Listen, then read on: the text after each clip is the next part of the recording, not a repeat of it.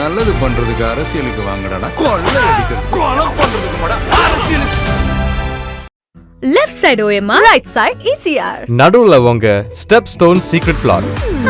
Beach Resort Plots, just 24 lakhs onwards. Call 9626899268. திருமாவாதி 8 சீட்டு வாங்கி தப்பி பழிச்சிட்டாரு. மார்க்சிஸ்டுகள் காயப்பட்டிருக்கிறார்கள், உட்படுத்தப்பட்டிருக்கிறார்கள், சிறுமைப்படுத்தப்பட்டிருக்கிறார்கள். ஆனா அவங்களுக்கு அந்த வன்மம் இல்லை. திமுக இன்னமும் பெருந்தன்மையாக நடந்து கொண்டிருந்திருக்கலாம். அவர்கள் ஏன் இப்படி நடந்து கொண்டார்கள் என்று புரியவில்லை. தேமுதிக கேட்கக்கூடிய தொகுதிகள் மேக்சிமம் வந்துட்டு திமுகவிலேயே நிறைய பேர் கேட்டுட்டு இருக்காங்க. தொகுதிகளை விட்டு தர முடியாதுங்களா, ரொம்ப ஸ்ட்ராங்கா காங்கிரஸ் ஃபைட் பண்றாங்க. அவங்க டிஎம்கே தேர் எக்ஸ்பீரியன்ஸ்டு பீப்புளுங்க. அவங்க இதை எப்படி ஹேண்டில் பண்ணணும்னு அவங்களுக்கு தெரியும். இதை சரி பண்ணிடுவாங்க. அதில் ஒன்றும் பிரச்சனை இருக்காது. தேமுதிக வந்து ஜெனரல் கேட்டகரி மட்டும் இல்லை, ரிசர்வ் கான்ஸ்டியூன்சிலையும் எங்களுக்கு கேட்குறாங்கன்றீங்க. Quite interesting. இந்த எலெக்ஷன் 5 முனை போட்டி இல்லை, இது வந்து 3 முனை போட்டி தான். அது திமுக அலைன்ஸ், அதிமுக அலைன்ஸ், அடுத்து நான் தாங்கிறத சீமான்.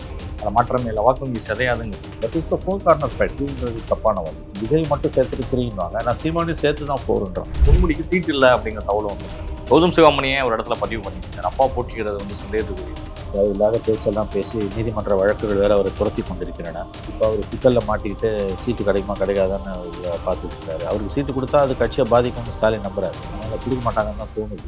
திராவிட மாடல் ஆட்சியோட இன்னொரு சாதனை வந்து எல்லா மந்திரி புள்ளியும் எம்எல்ஏ ஆகிறது, இல்லை கொஞ்சம் பேர் வந்து மத்திய மந்திரி ஆகிறதுன்றது. நிச்சயமாக திராவிடன் 2.0 வந்து அது ஒரு புதிய சாதனையாக இருக்கும்.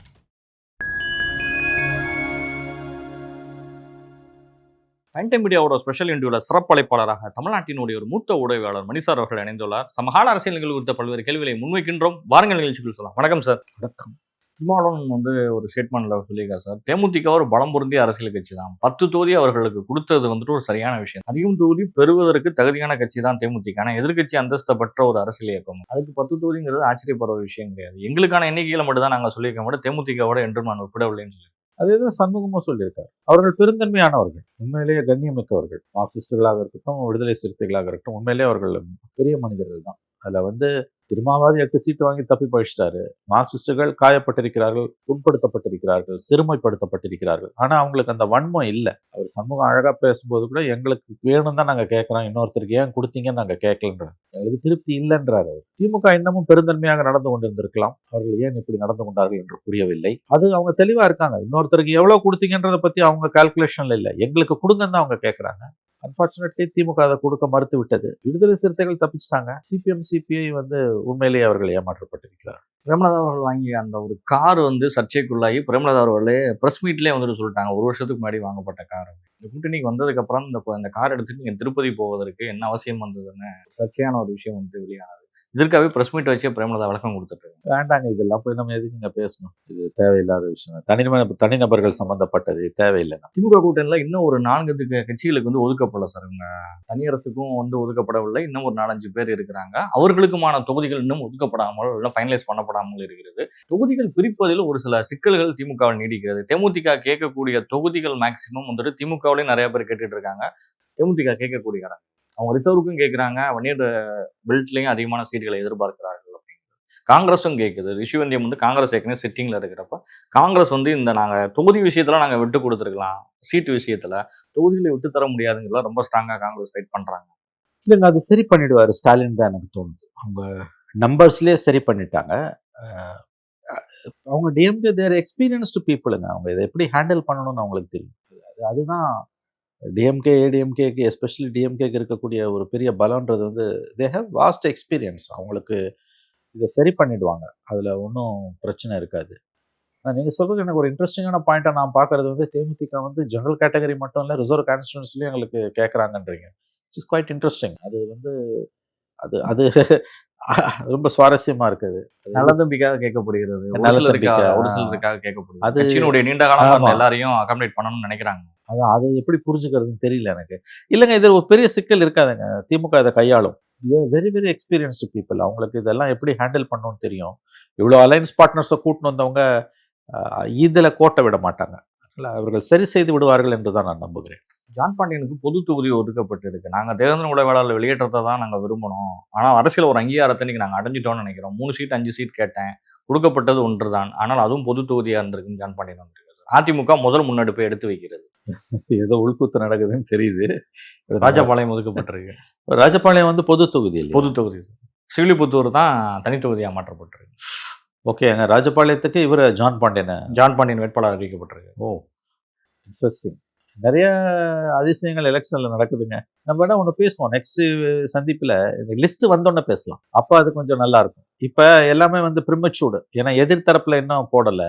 அது அதனால வந்து அடுத்த சந்திப்பில் நம்ம இதை தெளிவாக பேசணும். திருமாவளவன் அவர்களுக்கும் கொடுக்கப்பட்டிருக்கு பொது தொகுதியில் 2ங்கிறது ஏற்கனவே அவர். ஆமா, இது எல்லாத்தையும் சேர்த்து ஒன்று நம்ம சேர்த்து பேசலாம். வந்துட்டு அது நம்ம அடுத்த சந்திப்பில் வந்து இந்த சில சுவாரஸ்யமான தகவல்கள் கேண்டிடேட்ஸ் சாய்ஸ்லையும் கான்ஸ்டிடுவன்சிஸ் சாய்ஸ்லையும் இருக்கக்கூடிய சில சுவாரஸ்யமான போக்குகளை பற்றி அடுத்த சந்திப்பில் நம்ம கண்டிப்பாக பேசலாம். நாம் தமிழர் கட்சி இந்த ரேஸ்ல வந்துட்டு முன்னணியில் போயிட்டு இருக்காங்க. அவர் எடுத்து தன்னுடைய பணிகளை எப்பயும் போல சீமான் அவர்கள் 234 தொகுதி அனௌன்ஸ் பண்ணிட்டு தொடர்ந்து திமுகவுக்கு எதிராகவும் விஜய்க்கு எதிராகவும் மற்றவர்களுக்கு எதிராகவும் அவருடைய கருத்துக்களை முன் வச்சுட்டு தான் வராரு. இந்த எலெக்ஷன் 5 முனை போட்டி இல்லை, இது வந்து 3 முனை போட்டி தான். அது திமுக அலைன்ஸ், அதிமுக அலைன்ஸ், அடுத்து நான் தாங்கிறத சீமான் அதை மாற்றமே இல்லை, வாக்குவங்கி சிதையாதுங்கிறது அது அவருடைய உரிமை. அது நம்ம ஒன்றும் குறை சொல்ல முடியாது. But it's a 4 corner fight. 3ன்றது தப்பான வார்த்தை. இவங்கெல்லாம் விஜய் மட்டும் சேர்த்துட்டு 3ன்னுவாங்க. நான் சீமானையும் சேர்த்து தான் 4ன்றோம். சீமானும் இப்போ லாஸ்ட் டைம் 7.5 அரௌண்ட் 8% வாங்கின ஒரு கட்சியை அவங்கள வந்து நாங்கள் பொருட்படுத்த மாட்டோம்னு சொல்றது அறிவு நேர்மை இல்லாத செயல். ஆகவே சீமானும் களத்தில் இருக்கார். இது 4 முனை போட்டி, நிச்சயமாக 3 முனை போட்டி அல்ல. புதிய தமிழகம் இதுவரை அவங்க தனிச்சு நிற்க போறோம், 100 தொகுதிகள் வரைக்கும் கிருஷ்ணசாமி தன்னுடைய வேட்பாளர்கள் அறிவிக்க போறேன்னு சொல்றாரு. அவரை தானே அதிகம் எதிர்பார்க்கப்பட்டது. என்டிஏ போவாரா தாவேக்கா போவாரா அப்படிங்கிறது. ஒரு கட்சி வேணா போவதற்கு வாய்ப்பு இருக்குன்ட்டு. அதனால கிருஷ்ணசாமி வந்து எந்த இடத்துலையும் எங்களுக்கு ஒரு உரிய மரியாதையோ ஒரு பேச்சுவார்த்தையோ சரியா நடத்தப்படலை, குறிப்பிட்ட தொகுதியில் எங்களுக்கு ஒதுக்குறதுக்கும் முன் வரல அப்படிங்கிறத வெளிப்படுத்தி ஆதங்கத்தை வெளிப்படுத்தியிருக்கு. அதான் 2 பேருமே கைவிட்டுட்டாங்க போல, திமுகவும் அண்ணா திமுகவும். நான் அவர் ஏடிஎம்கே போயிடுவாருன்னு தான் நினச்சேன். பட்டு இந்த வரை போக முடியல அவரால். தனித்து போனால் ஒன்றும் பலன் இருக்காது, கண்டிப்பாக பலன் இருக்காது. அவருடைய அணுகுமுறையில் இருக்கக்கூடிய சில போக்குகள் தான் இதுக்கு காரணம் நான் நினைக்கிறேன்.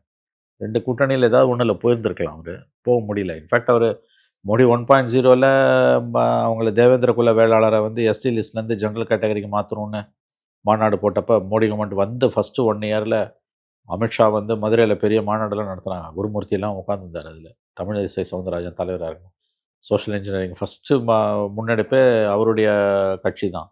அதுக்கு பிறகு இங்கேருந்து ஒரு 40 பேரை அழைச்சிட்டு போய் இப்போ பிரைம் மினிஸ்டர் வீட்டிலலாம் பார்த்தாங்க. 2019 நேரு ஸ்டேடியத்தில் இங்கே பார்லிமெண்ட் எலெக்ஷன் அப்போ தேவேந்திரா நரேந்திரான்லாம் மோடி பேசினார். அதுக்கு பிறகு இன்னமும் அவரால் பிஜேபி அலைன்ஸ் உள்ள காலந்தள்ள முடியல. அவர் இன்று தனித்து விடப்பட்டிருக்கிறார். வாய்ப்புகள் குறைவு அவருக்கு. பொன்முடி தேர்தலில் போட்டி இல்லை. ஐப்பெரியசாமி அதிகமான அதற்கு தேனி மாவட்டம் அவருக்கு பொறுப்பு அமைச்சர் அவருக்கு தான் கொடுக்கப்பட்டிருந்தார். 2 மாவட்டங்களை சேர்த்து ஹேண்டில் பண்ணிட்டு இருந்தாரு.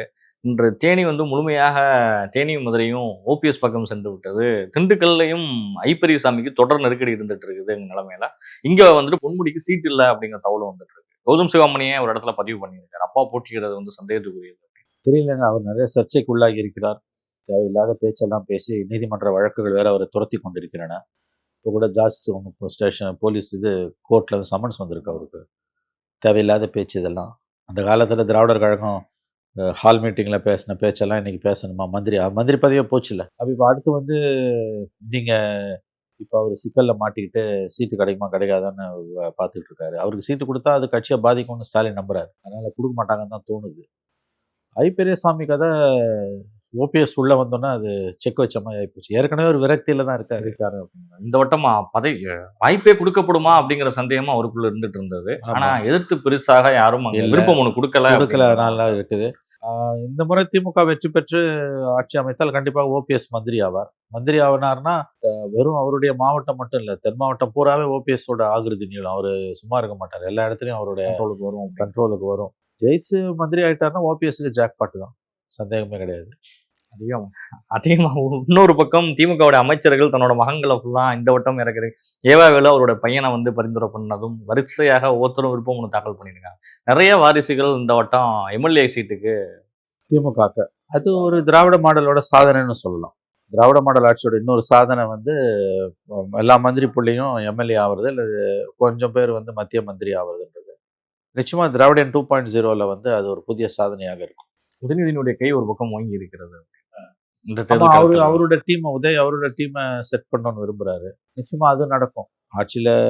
ஆட்சியை பிடிச்சிட்டாங்க அப்படின்னா கண்டிப்பா வந்து உதயோட இன்ஃப்ளூயன்ஸ் அதிகமா மாறும். அதுல சந்தேகமே கிடையாது. இறுதியா ஒரு கேள்வி சார், பத்திரிகையாளர்களுக்கான நலத்திட்டங்களை வந்து 2 கட்சிகளுமே அதிமுக திமுக இருவர்களுமே நிறைய திட்டங்களை அனௌன்ஸ் பண்ணியிருக்காங்க. இல்லை அது ஒரு கன்சாலிடேட்டடாக பார்க்குறாங்க.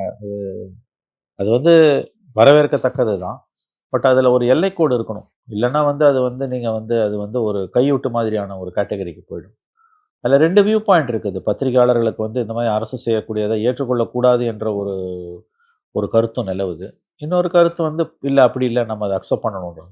ஐ think there must be middle path. ரெண்டுக்கும் மத்தியில் ஓரளவு ஹவுசிங் அண்டு இது வந்து உங்களுக்கு வந்து இப்போ காப்பீட்டு திட்டங்கள், மருத்துவ காப்பீட்டு திட்டங்கள் கண்டிப்பாக கொடுக்கப்பட வேண்டும். அதை தாண்டின மற்ற விஷயங்கள் வந்து என்னை பொறுத்த வரைக்கும் அதில் உடன்பாடு இல்லை. அது ஒரு விதமான காம்ப்ரமைஸ் ஃபார்முலாவில் தான் போய் முடியும். எனவே இது ஒரு பெரிய சப்ஜெக்ட்.